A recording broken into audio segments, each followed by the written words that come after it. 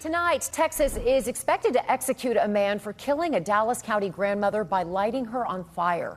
49-year-old Matthew Johnson is scheduled to be executed exactly 13 years after he robbed a Garland convenience store and set 76-year-old Nancy Harris on fire. On May 20th, 2025, the state of Texas carried out the execution of Matthew Lee Johnson, a man whose name became synonymous with one of the most horrific murders in Garland's history.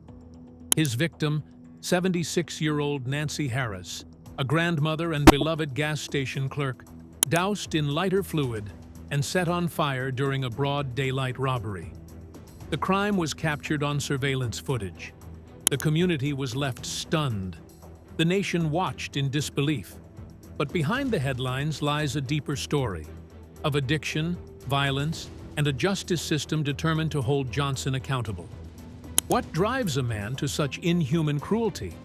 And does execution truly bring closure? Let's find out. Case 1. Fire and Fury. The murder of Nancy Harris. It was just after sunrise on May 20th, 2012, when 76-year-old Nancy Harris unlocked the doors of the Fina gas station in Garland, Texas. A Sunday morning like any other. For 12 years, she'd been a familiar, comforting face to early commuters, regulars, and the neighborhood she quietly served. But within minutes, the store would become a chamber of horror. Nancy wasn't just another clerk.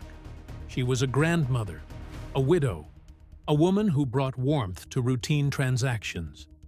Always cheerful, always kind. And then came Matthew Lee Johnson.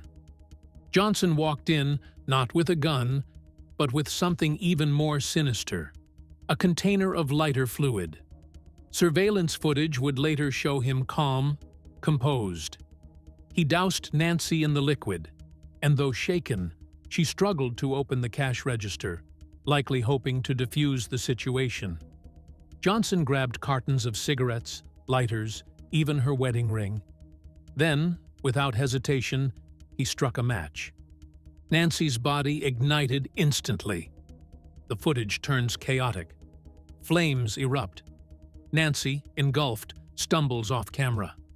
She reappears seconds later, ablaze, desperately trying to douse the fire in the sink.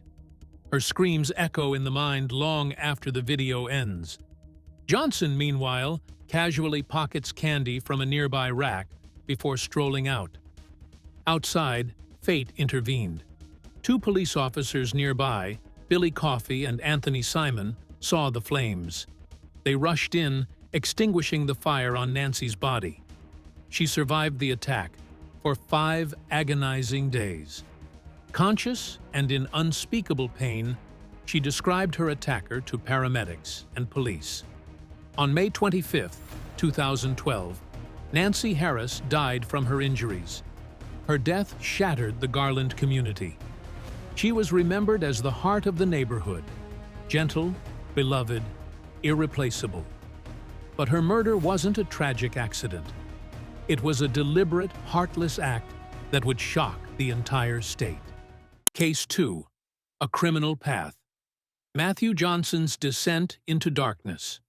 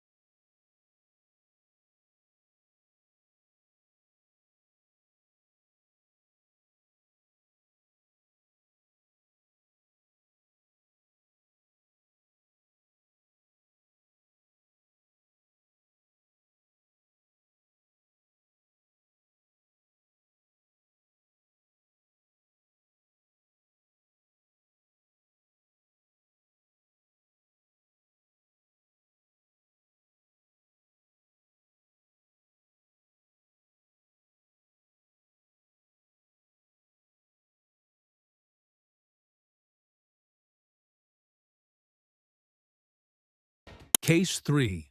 The Trial of a Killer. Justice or just another tragedy?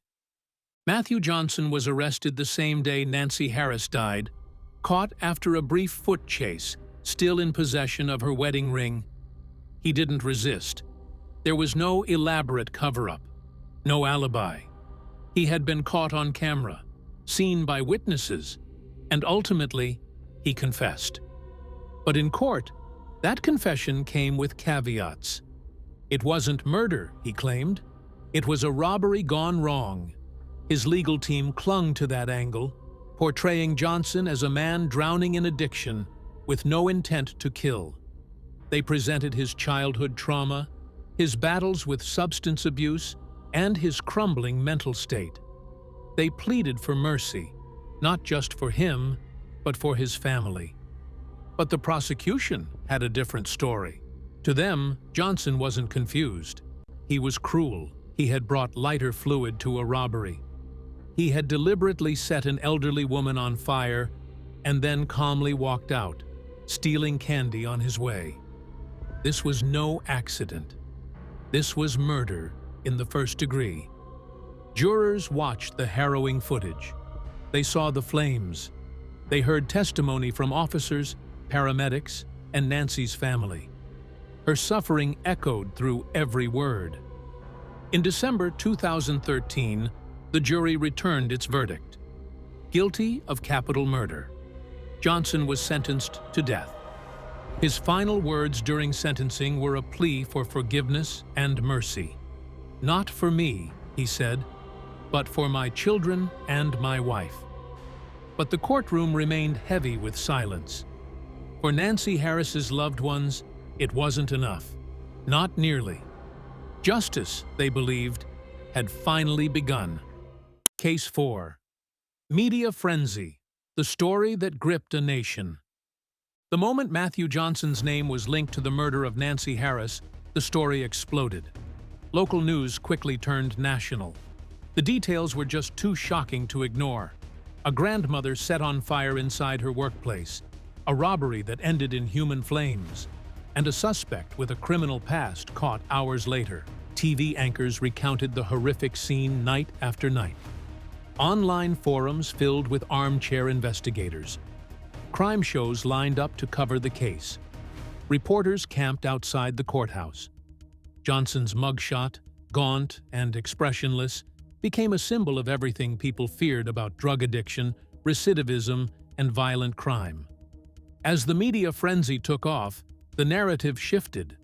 Some portrayed Johnson as a product of a broken system, a man failed by rehabilitation programs, consumed by drugs, and pushed to the brink. Documentaries explored his upbringing. Interviews with former acquaintances painted him as a lost soul spiraling out of control. But others saw the story differently. Not as a tragedy of addiction, but as an atrocity. One that demanded the harshest punishment the law could deliver. The trial gave fuel to both sides. His defense team's focus on trauma and substance abuse clashed with the prosecution's raw, emotional appeal to justice for Nancy Harris. Viewers watched in horror as surveillance clips were replayed on daytime television. Headlines screamed about the gas station killer. Public opinion was deeply divided. In the midst of it all, Nancy Harris, her life, her kindness, was often overshadowed. She became a victim in the media sense as well, reduced to a backdrop for the spectacle. For many in Garland, it was a second violation. But the attention did something else. It galvanized public discourse on the death penalty, on drug-related violence, and on the real-world consequences of crime. In the firestorm of coverage, Johnson was no longer anonymous. He was infamous. And Nancy, though lost in the noise at times, would eventually be remembered not just for her death, but for the light she brought to everyone who knew her. Case 5. No loose ends. A lone crime that changed everything. Unlike many high-profile killers whose pasts hint at darker, undiscovered crimes, Matthew Johnson's record was straightforward. A man with a long list of property crimes and drug charges? Yes, but nothing that suggested an escalating pattern of violence. No cold cases reopened, no missing persons tied to his name. This murder wasn't part of a hidden spree. It was a singular act of violence, a moment of desperate cruelty that changed the course of many lives. Law enforcement's investigation moved quickly. With surveillance footage, eyewitness reports, and physical evidence, including Nancy's ring found in his possession, there was no mystery. The case didn't expand into something bigger because it didn't need to. Johnson's motive was clear: robbery fueled by addiction. His method was brutal, but not calculated in the way serial killers operate. It was spontaneous, reckless, and horrifying. Detectives combed through his past, retraced his steps, looked for patterns, but none emerged. The conclusion was unsettling in its simplicity. Sometimes, one moment of desperation can destroy a life and haunt a city without any grand scheme or deeper conspiracy. And yet, in its singularity, the crime struck a deeper chord. Because if Matthew Johnson, a man with no history of extreme violence, could commit such a horrific act, what did that say about the power of addiction? About the thin line between petty crime and devastating violence? That question, more than any link to unsolved cases, kept people up at night. There were no loose ends to tie, no other victims. Just one horrific day, and a community left, picking up the pieces. Case 6. Final Countdown. The Execution of Matthew Johnson. After his conviction in 2013, Matthew Johnson entered the long and winding road of death row, a purgatory that stretches for years, sometimes decades. His attorneys filed appeals, citing his mental state, his drug addiction, and his troubled past. They argued he wasn't a monster, just a man destroyed by substance abuse and psychological trauma. But the courts saw things differently. Over and over, his appeals were denied. In 2023, the U.S. Supreme Court declined to hear his final petition, sealing his fate. The execution date was set, May 20th, 2025, exactly 13 years to the day after he walked into the Garland gas station and set Nancy Harris on fire. In Texas, the countdown to execution is relentless. The Huntsville unit, where Johnson was to be executed, has seen more final moments than any prison in America. On the evening of May 20th, 2025, Johnson was strapped to a gurney, an IV line inserted into his arm. Witnesses included reporters, legal observers, and members of Nancy's family. At 6 p.m., the drugs began to flow.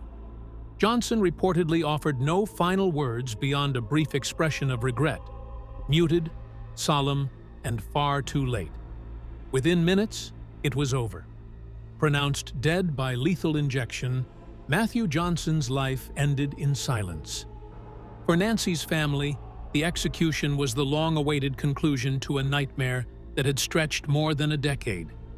It didn't bring her back. It didn't erase the suffering. But it did, at last, bring an end to the legal battle. Outside the prison, reactions were mixed. Protesters gathered, some against the death penalty, others in support of justice for Nancy. For Garland, it was a moment of closure, bittersweet and sobering. The system had acted. A sentence had been carried out. But whether justice was truly served, that question remains. Matthew Lee Johnson's execution may mark the end of a legal chapter, but the questions it leaves behind are far from settled. Nancy Harris's memory endures, in the lives she touched, and in the hearts of those who still grieve her loss. As we close this story, we're reminded that justice isn't just about punishment. It's about remembering the victims and confronting the deeper issues that breed violence. Thank you for watching. Subscribe for more true crime stories that demand answers. And never forget the names behind the tragedies.